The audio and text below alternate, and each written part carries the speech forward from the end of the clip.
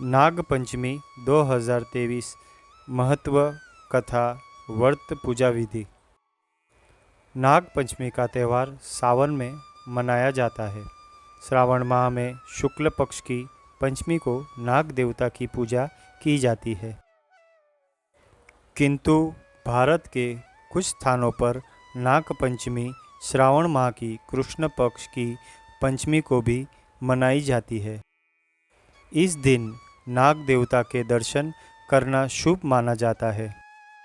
नाग पंचमी पूजा विधि। सबसे पहले सुबह सूर्योदय से पूर्व उठकर स्नान किया जाता है। निर्मल स्वच्छ वस्त्र पहने जाते हैं। भोजन में सभी के अलग नियम होते हैं एवं उन्हीं के अनुसार भोग लगाया जाता है। कई घरों में दाल बाटी बनती है, कई लोग के यहाँ खीर बनती है, कईयों के यहाँ चावल बनाना गलत माना जाता है। कई परिवार इस दिन चूल्हा नहीं जलाते, उनके घर वासा खाना खाने का नियम होता है। इस तरह सभी अपने हिसाब से भोग तैयार करते हैं। इसके बाद पूजा के लिए घर की एक दीवार पर गेरू, जो कि एक विशेष पत्थर है, से लेप कर यह हिस्सा शुद्ध किया जाता है।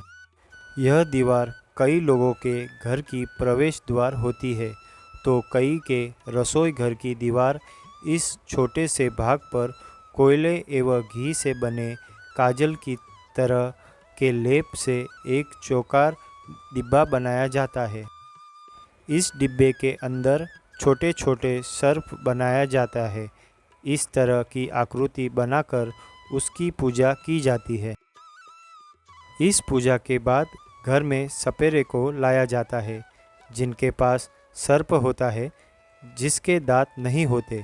साथ ही इनका जहर निकाल दिया जाता है। उन्हें अक्षत, पुष्प, कुमकुम चढ़ाकर दूध एवं भोजन का भोग लगाया जाता है। इस दिन सर्प को दूध पिलाने की प्रथा है। साथ ही सपेरे को दान दिया जाता है।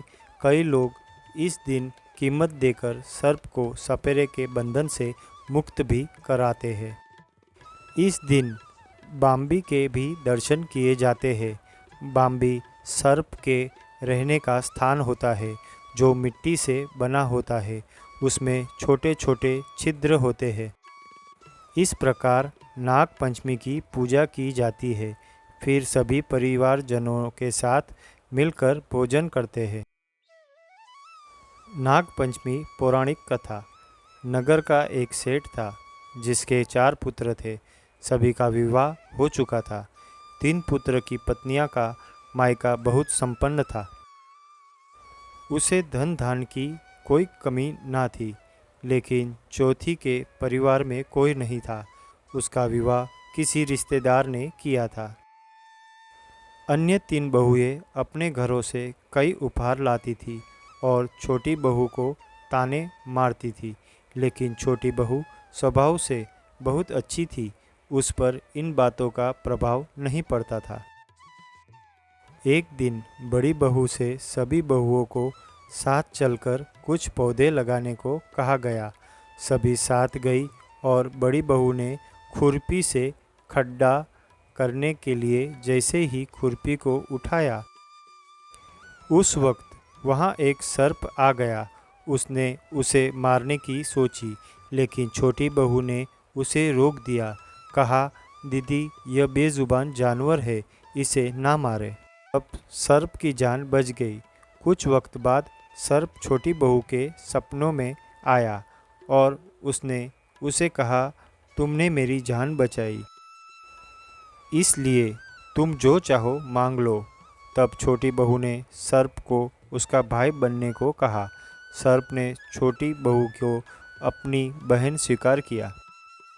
कुछ दिनों बाद सारी बहुएं अपने अपने मायके गई और वापस आकर छोटी बहू को ताना मारने लगी। तभी छोटी बहू को उस स्वप्न का ख्याल आया और उसने मन ही मन सर्प को याद किया।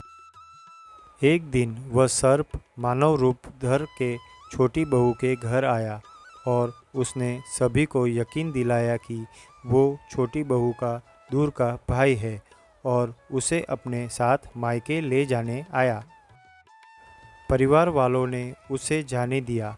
रास्ते में सर्प ने छोटी बहू को अपना वास्तविक परिचय दिया और उसे शान से घर लेकर गया। वहाँ बहुत धन धान्य था। सर्प ने अपनी बहन को बहुत सारा धन जेवर देकर भेजा, जिसे देख बड़ी बहू जल गई और उसने छोटी बहू के पति को भड़काया और कहा कि छोटी बहू चरित्रहीन है।